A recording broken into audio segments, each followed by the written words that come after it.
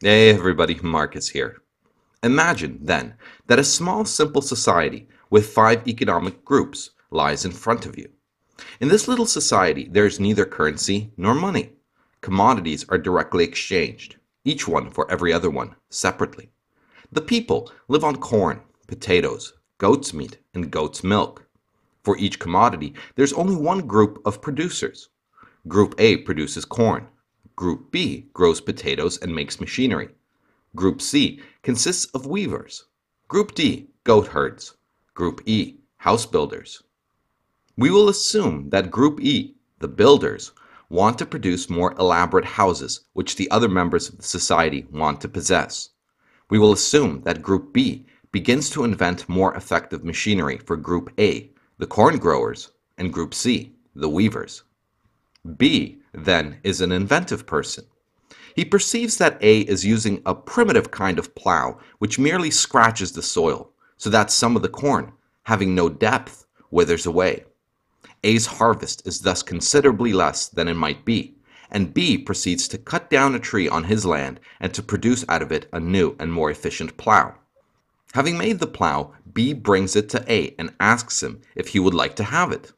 The proposal pleases A, who likes the look of the plow. The two men come to an agreement about the exchange value of the plow in terms of corn. I take the plow first, but I shall assume too that B also invented a new kind of loom, which C would like to possess. We will also consider the way in which A, B, or C might acquire one of the new houses E wishes to build. Let us look at the method in which A and C can purchase the plow and the loom respectively. To appreciate its economic and psychological results, we must study its effects over at least 3 generations. Let us suppose that D, the goat herd, has just had a few good seasons. Normally, he uses his goats as commodities and exchanges them directly for corn, potatoes, and woven cloth. Now, having more goats than usual, he is able, if he wishes, to reduce the exchange value of his goats. If he were to do so, he would be sharing his good fortune with his fellow citizens by giving them more milk and flesh in exchange for what they give him. But D does not do this. No, instead, he conceives a plan which, it seems to him, will be helpful to A, B, and C, and profitable to himself. Hearing of the difficulties A and C are experiencing, he offers to let each of them have 100 goats with which to purchase the new machines. In exchange for these goats, he says, he does not want to receive an immediate supply of commodities. All he asks is that A and C should recompense him for the risk he runs and reimburse him for the loss he sustains. When a man keeps goats, he says, he receives from them a regular supply of milk and kids. These kids grow up and yield more milk and kids, which in their turn produce more milk and kids, and so on. He will be pleased to help A and C by letting them have 100 goats each so that they can purchase the machines, but until they can return the loan in full, each must send him a small annual supply of what they themselves produce to take place of what he would undoubtedly have if he kept the goats himself.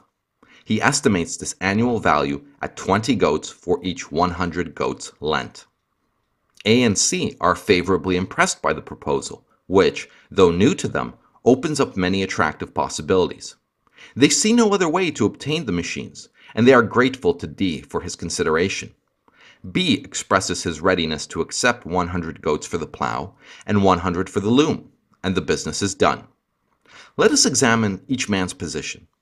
When A gets to work with the new plow, the amount of his harvest increases, but also has the satisfaction of working with a superior machine and of seeing a greater result from his labor.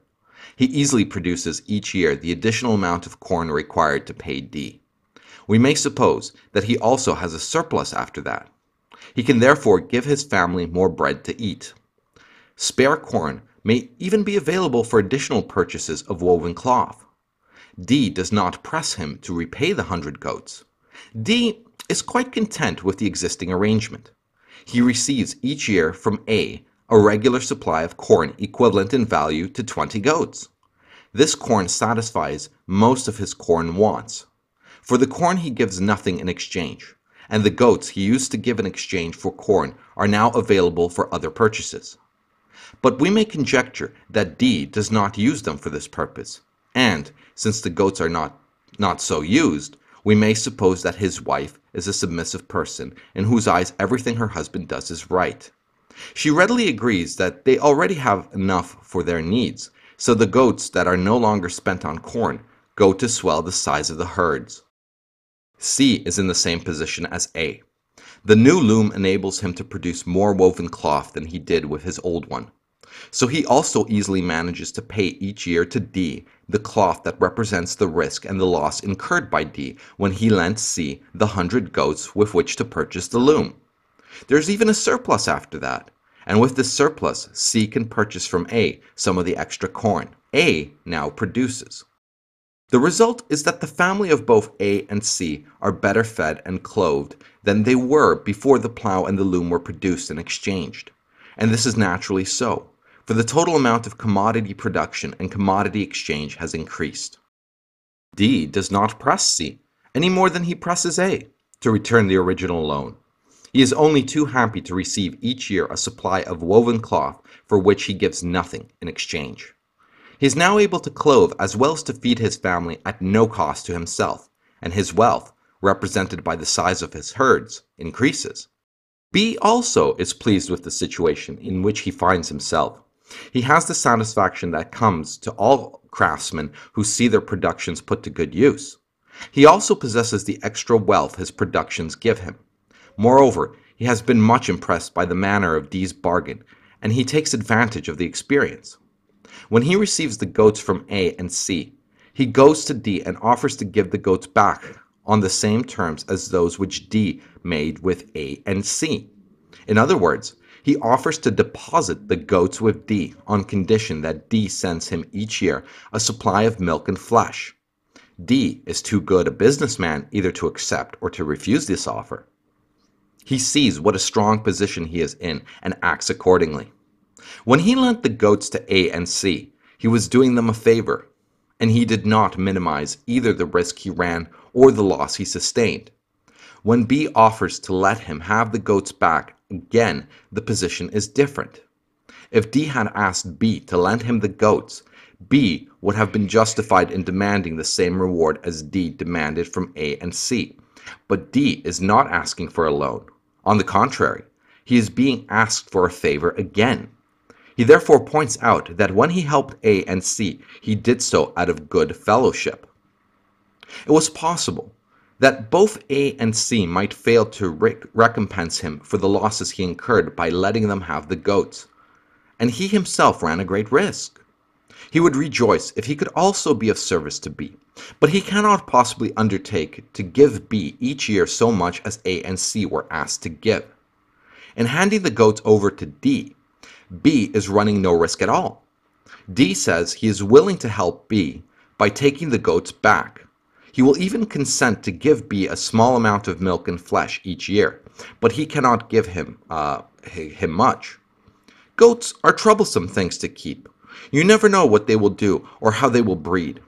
If the 200 goats could be kept separate from the others, D would be able to tell what they produce. He would then be ready to take some of the produce in return for the services he rendered and to hand the remainder over to B. But it is not possible to keep B's goats separate from his own, and all D can do is to offer B, in return for the deposit of the goats, an annual amount of milk and flesh equal in value to, say, 10 goats.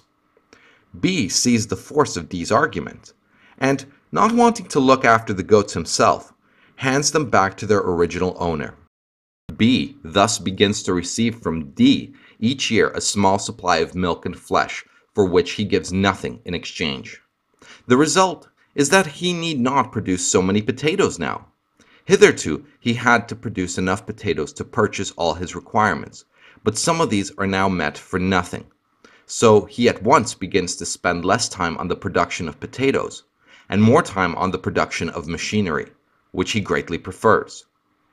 Being a kindly person, he tells A's younger son about this, and suggests that the lad should take over some of the potato growing. With B's machine, A is able to produce more corn with less labor, so the help of his sons is not now a matter of so great urgency as once it was. And the younger lad, restless in his comparative idleness, is greatly pleased to accept B's kind offer. He therefore begins to grow potatoes on a part of B's land. In return for the use of the land, the lad gives B a part of his produce.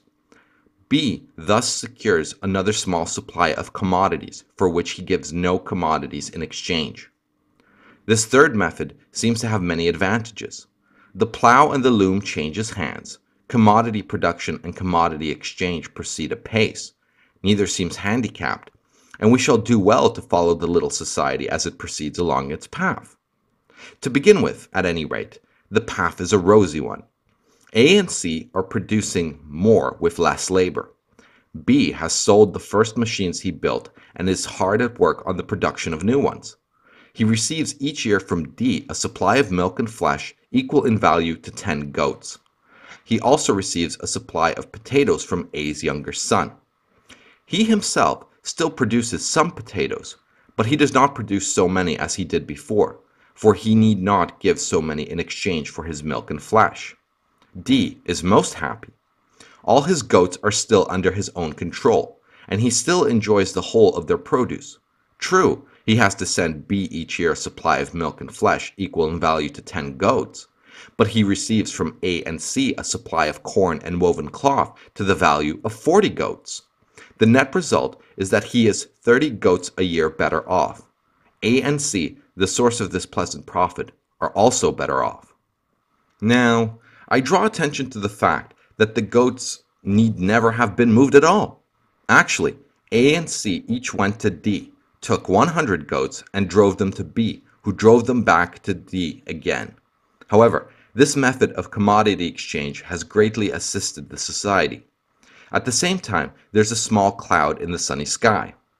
The cloud in the sky is the fact that B and D now receive a supply of commodities in exchange for which they do not give other commodities. In other words, they possess an amount of purchasing power which does not reflect exchange value. True, both are still producing something, and the society as a whole is much better off. But the nature of things is being slightly contradicted, and we must take care. If we allow some men to have an income in return for which they produce nothing, other men will have to go short. Not receiving their due reward, these might cease to display their greatest energy, which would mean that the economic system was defeating the purpose for which it was designed. Till now, however, except for this purchasing power possessed by B and D, all seems satisfactory, and we may well continue our story. I think it can be assumed that these men, as they get accustomed to their new life, will soon begin to want their houses rebuilt. Let us suppose, then, that D pleases his accommodating wife by ordering E to build him a new house, the price be 100 goats.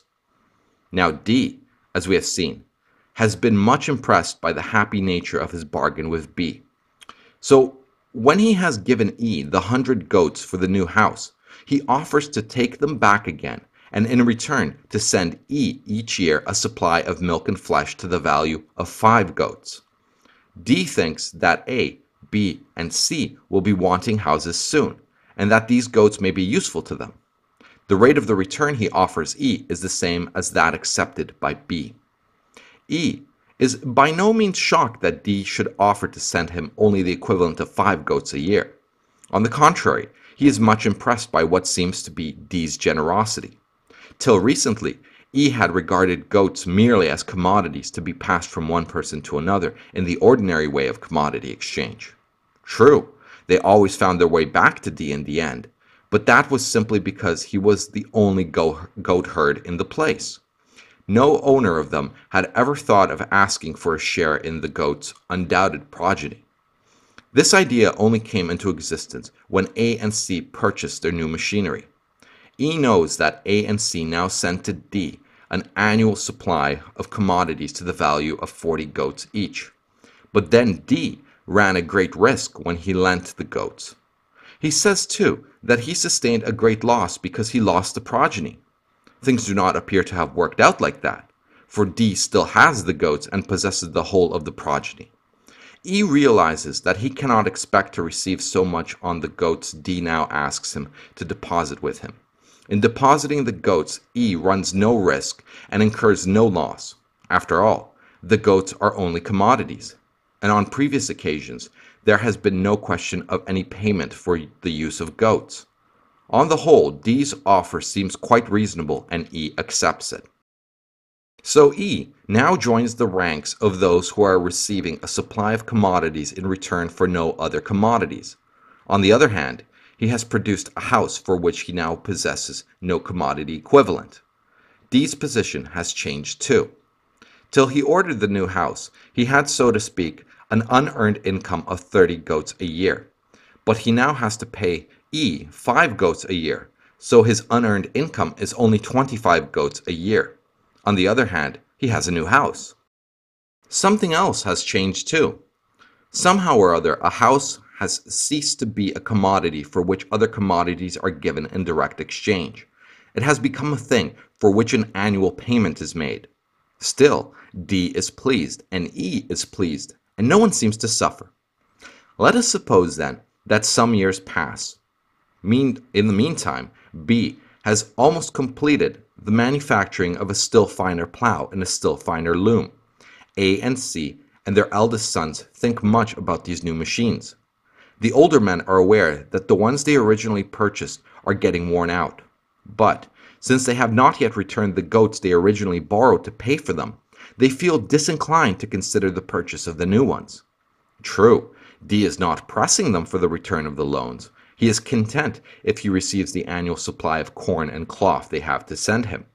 He might even be ready to consider the making of another loan. But the old men do not relish the idea of getting further into debt, and they put the idea of the new machines out of their minds. In fact, they often feel they would like to economize at home so that they could pay back the original loans. But their families have no sympathy with the idea. They are now accustomed to a higher standard of living and do not see why they should be asked to make what seems an unnecessary sacrifice. They would even like to have such a fine new house as D has. To them, their father seems a tired old man who has lost his nerve. See how well the economic system is working?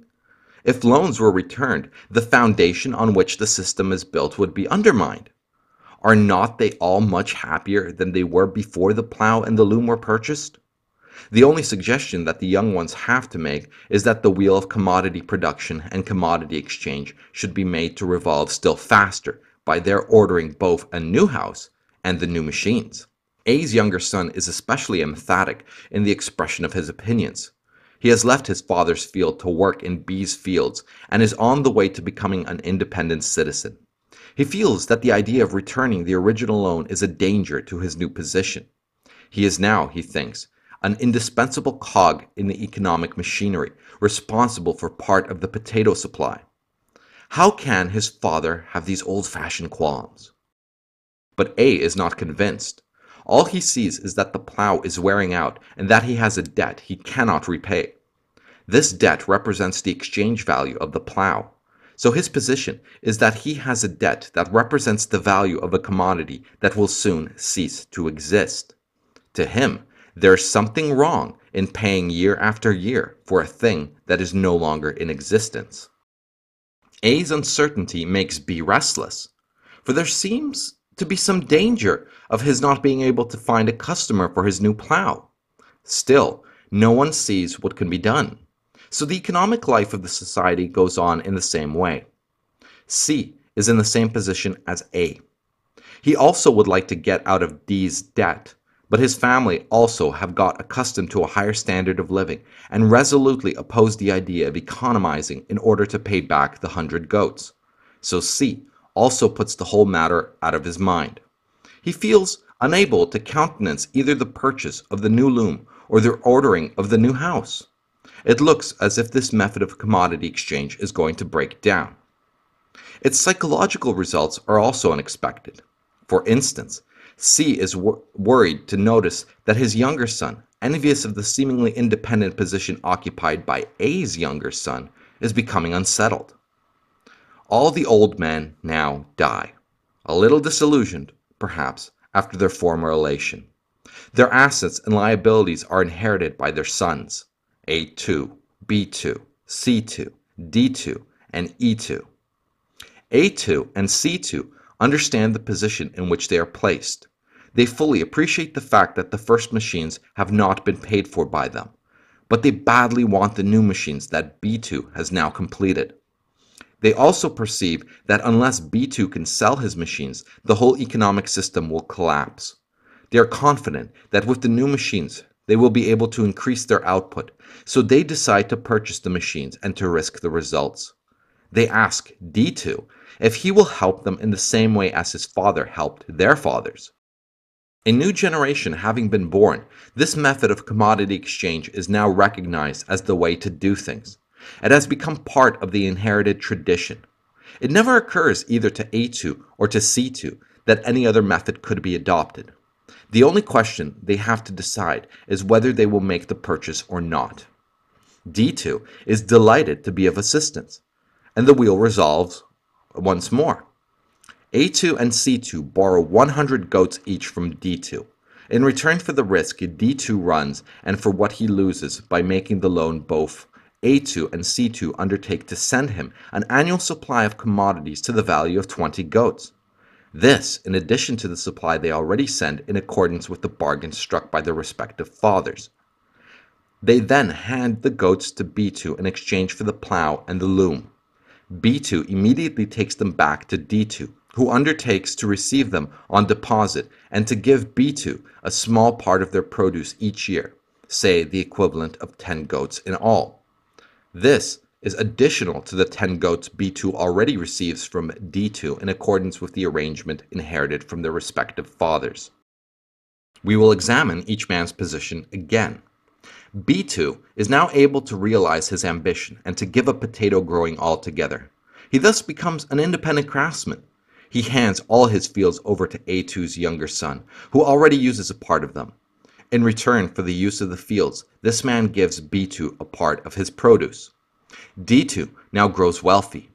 He still has all his goats, and he enjoys the whole of their produce, less what he sends to B2 and E2. In addition, he receives an annual supply of corn and woven cloth from A2 and C2. This is double what their fathers paid. So D2 not only enjoys the use of his father's new house, but also has a greatly increased unearned income. He inherited from his father an unearned income of 25 goats. Besides this, he now receives an unearned income of 40 goats a year from A2 and C2. He has contracted to send E2 each year an amount of milk and flesh equal in value to 10 goats, so his net gain is 30 goats a year, which added to his inherited income makes 55 goats a year. Under these circumstances, he finds himself able to gratify the ambition of C2's younger brother, whom he now hires to look after his herds. A new element of the economic system at once emerges. This man does the same work as D2 used to do, but instead of receiving the full exchange value of what the goats produce, he merely receives an ad hoc amount fixed by D2. D2 now begins to receive a regular supply of commodities in virtue of nothing but his ownership of debts and stock. The economic structure is beginning to change. E2 now gets active and offers to build a new house for B2. B2 replies that he cannot afford a new house. He is merely an impecunious craftsman. His only certain income is what he receives from D2 and the man who hires his fields. He has not enough surplus to purchase a house. It is as much as he can do to make ends meet.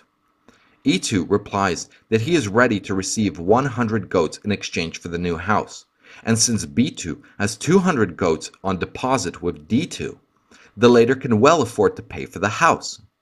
B2 is most reluctant to liquidate his assets in this manner, but, as his wife points out, he has had no difficulty in selling his last machines, and there's no reason to suppose that he will have any difficulty in selling the ones he is now making. Particularly is this so because the man who hires his fields is thinking of buying a machine so that he can better dig his potato fields. B2's wife also fails to see why D2's wife should be the only one to enjoy modern conveniences. Eventually, B2 agrees. There's no point in moving the goats, so B2, D2, and E2 meet at D2's house, and the goats change hands. B2 gets a new house and loses a supply of milk and flesh to the annual value of 5 goats. E2 receives this annual income in return for the house.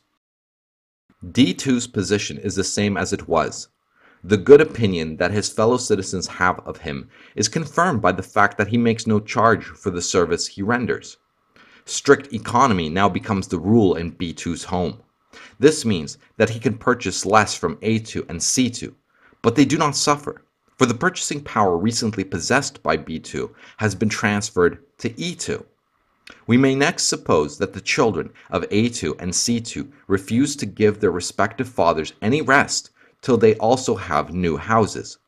But neither A2 nor C2 has any goats on deposit with D2, so they cannot obtain their houses in the same way as B2 obtained his house.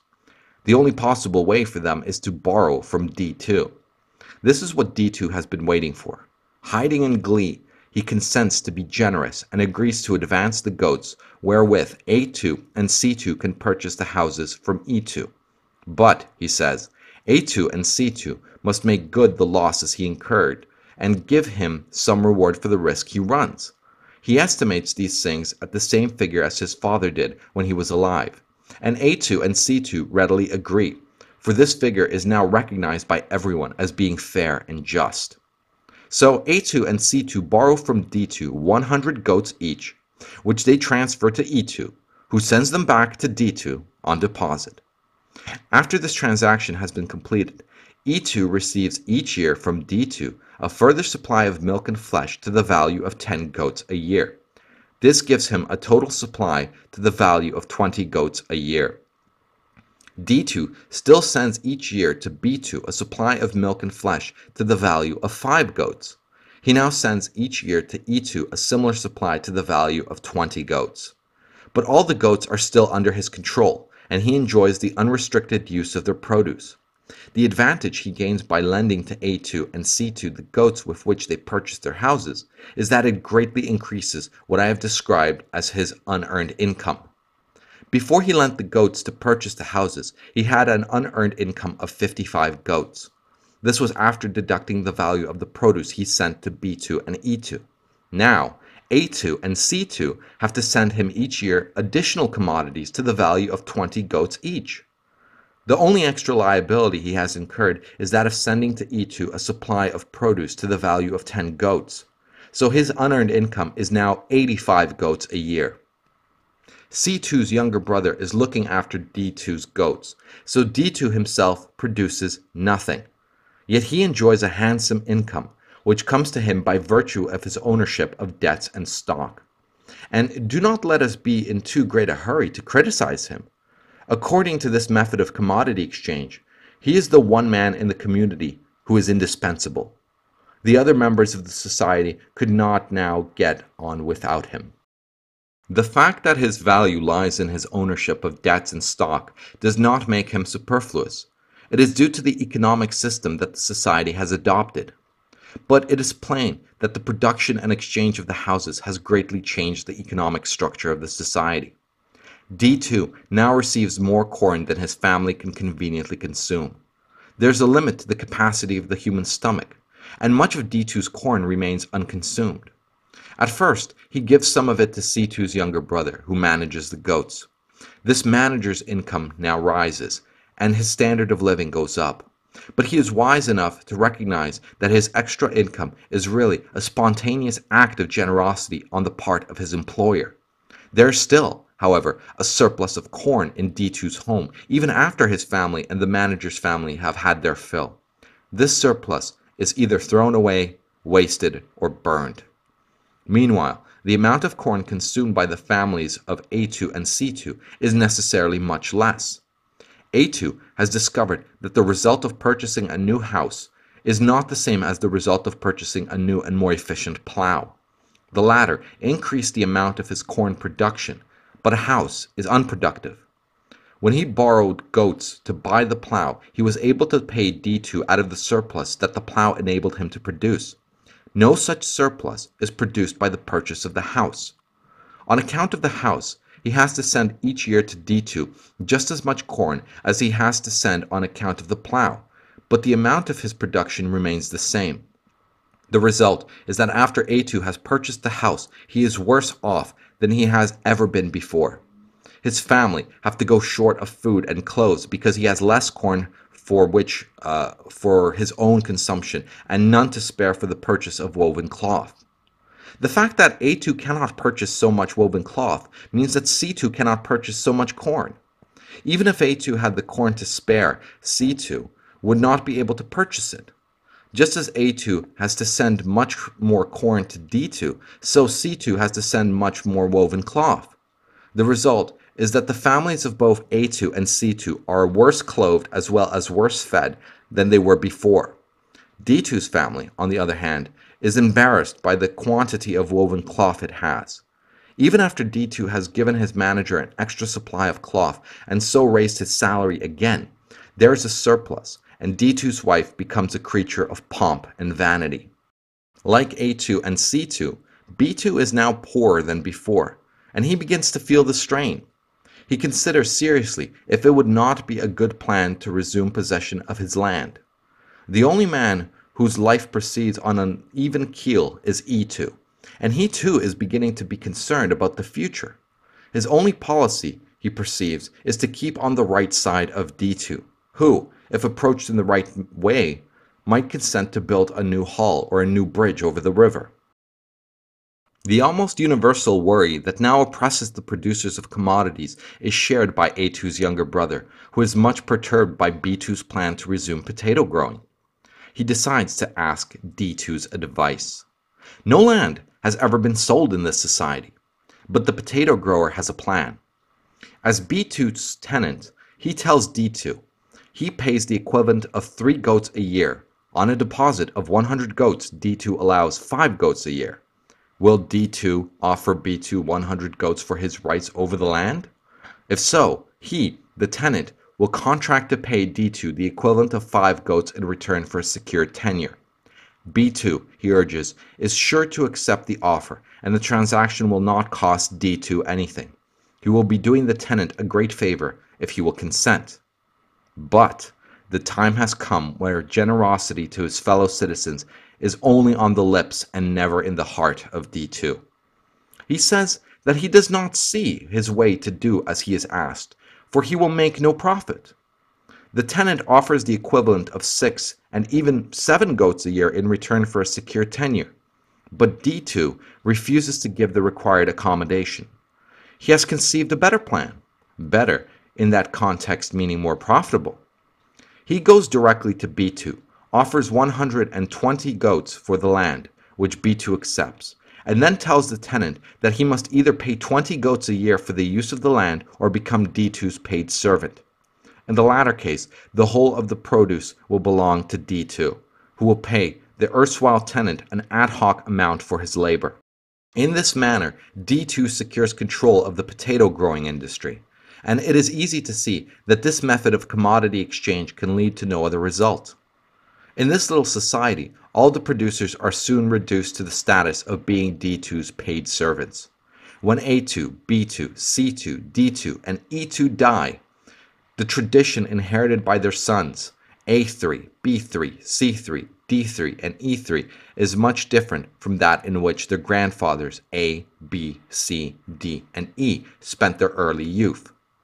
Perhaps we can best understand some of the differences if we speak in terms of groups, of which the individuals are representative. Group A are workers on the farms. Group B are now the craftsmen and engineers. Group C the weavers. All are now the paid servants of Group D, the group that controls the thing that measures the exchange value of commodities. Group D may be imagined to be as numerous as we please. It may contain persons who are members of no other group, or its members may be members of any other group as well as of Group D. The membership of the group makes no difference to the economic situation that emerges, which is this. It is only by consent of this group that communal halls may be erected or bridges built. It owns all the means of production, all the houses, all the land, everything. The whole society is under its domination. The economic structure of the society has become such that producers are divided into two distinct groups: employers and employed. The former wield their power by virtue of nothing but their ownership of debts and stock. They control output, decide the rates of pay, have the power of veto over any economic enterprise, and there is no appeal from their decisions. The latter do not receive the full exchange value of the commodities they produce, but an ad hoc amount fixed by their employers. The commodities themselves become most unevenly distributed. Groups A, B, and C have too little, Group D too much. Of certain things, the power of consumption of Group D is limited.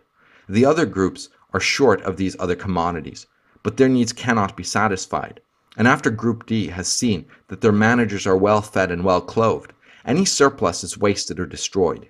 Group E survives for so long as they do as Group D wishes.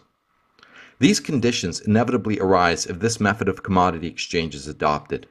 Each factor is the direct result of the method in which commodities are exchanged. To revert to the details of the story, when D died, his unearned income was inherited by D2, who began to regard the possession of such an income as quite a normal thing. This income did not represent exchange value, and its enjoyment was a pleasant experience. So D2 taught his sons that in this life a man's aim should be the possession of such an income. A man's success, he would say, was to be judged by the extent to which he persuaded other men to supply him with purchasing power in return for doing nothing. This idea naturally emerges from the condition that this method of commodity exchange creates, and it soon becomes an accepted doctrine throughout the society that in this life a man's aim is not to use his natural powers, but to get himself into such a position that he can live on other men's labors. Thanks for listening. Go team.